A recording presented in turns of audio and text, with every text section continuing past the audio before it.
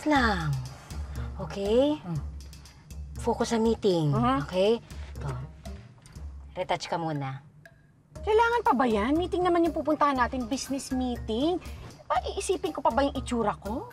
Ay, bro. Importante ang itsura. Anytime pwede mo ma-meet ang inyong pinakahihintay na soulmate. Ano ba, bro? Iisipin ko pa ba yung soulmate na yan?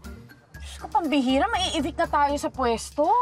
Kaya tara na, halika na, pumunta na tayo sa meeting dahil kailangan natin to. Galingan na natin. Okay.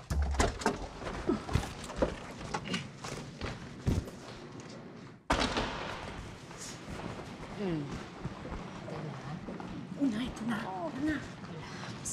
Relax lang. Focus. Sandali. Parang ito yung SUV na bumangga sa atin kanina. Ay, tingnan mo nga naman, ha? Ha? Oh, tingnan mo. Tingin. Ay, ayun nga. Akala niya matatakbuhan niya tayo, ah. Teka lang, wait. Uy, bro, saan ka pupunta? Uy, Joyce, ano gagawin mo? Basta! Oo! Oh, ayan na. Ay! Uy, ano ka ba? Napapanood tayo sa CCTV, oh! Saan? Yan, ha? To. Oh, bro, mayabang to eh. Binangga tayo. Turuan natin ang leksyon. Oh, akala mo. Sige na, bilisan mo na yan ang matapos na. Malilita tayo sa meeting. Teka, umisa ka muna. Ha? Di tayo uwi hanggat hindi ka nakakagante. Yun! Alam mo dyan, ah. Tawagan kita, dali. Hello, miss. Tingnan mo na. Anong ginagawa niyo sa kotse ko?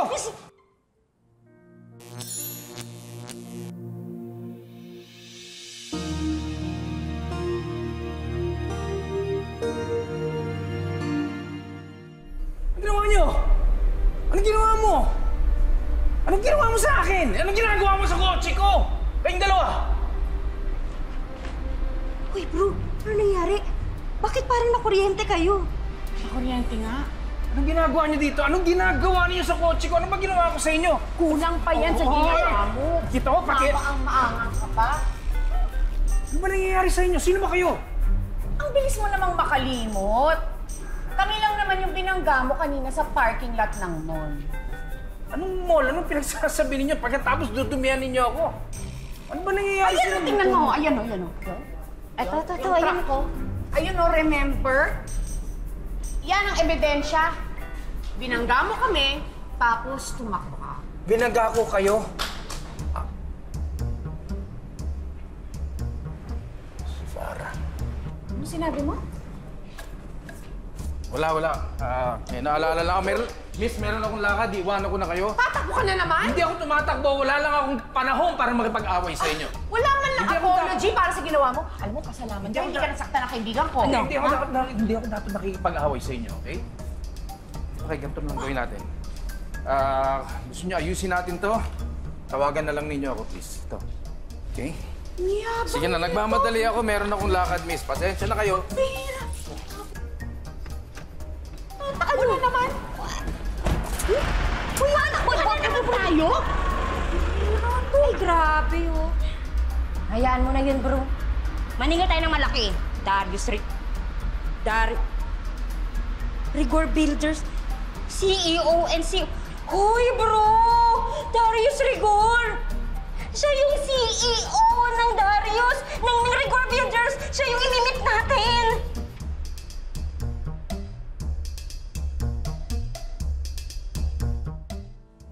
Dami ba naman pwede makaaway? Bakit siya pa?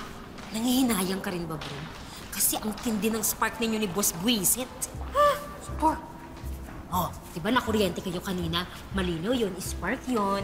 Sabi sa'yo eh, anytime pwede mo mamit ang soulmate mo. Soulmate ka dyan. Hindi ko soulmate yung mga ganong klaseng tao, no? Mayabang, hindi nagtitik ng responsibility sa mga pagkakamali nila. Kaya tama ka, Joyce. Boss buisit nga siya. At ayoko na siya makita.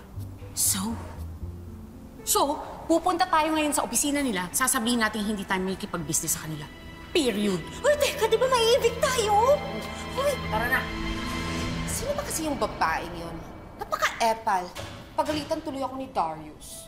Eh, di ba kasalanan mo naman, Miss Farah? Ikaw yung bumangga sa... Ano ka ba?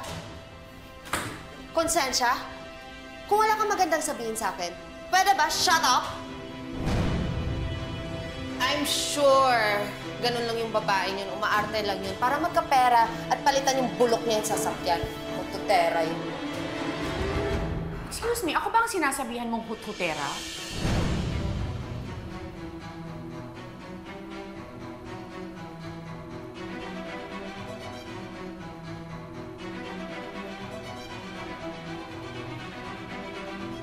Binigay ito sa akin ng mama niya kung sila ako sa punta ng Maynila.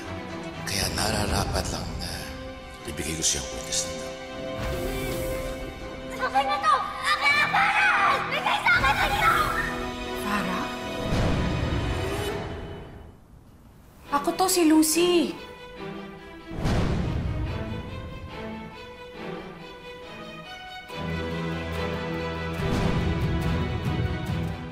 Tingnan mo nga naman. Buhay ka pa pala. Ikaw din, Farah, hindi ka pa rin nagbabago. Kahit nakaka 10 years na mula nung inago mo sa akin yung kwintas ko.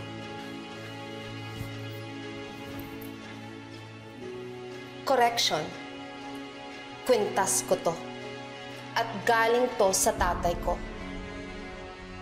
At kahit mahigit 10 taon na nakalipas, hindi ko pa rin nakakalimutan ang ginawa mo sa pamilya ko. Wala akong ginagawang masama sa inyo. Kayo ang nanakit sa akin noon. Bakit?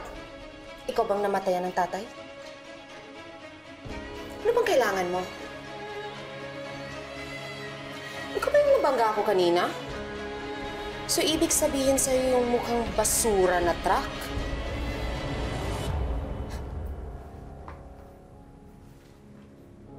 Magkano kailangan mo?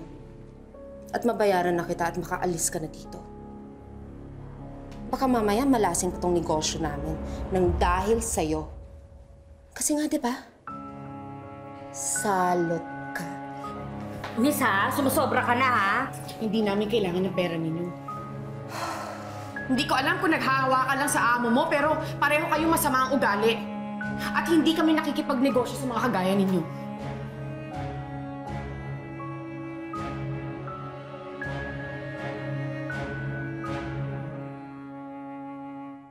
Akin na to! Akin na, Farah! Bigay sa akin na ito! Ano man ang iniwan ni Ernesto? Para kay Farah lahat ng naiintindihan mo? Hindi sa'yo dahil salot ka! Isa kang salot! Akin na nga yan! Akin to! Akin na! Akin to! Akin na!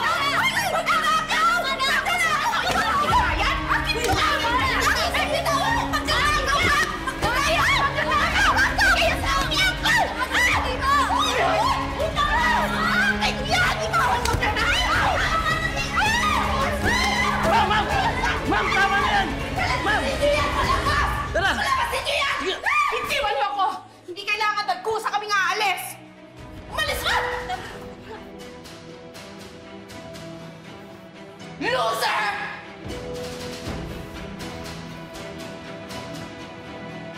Get out of my way!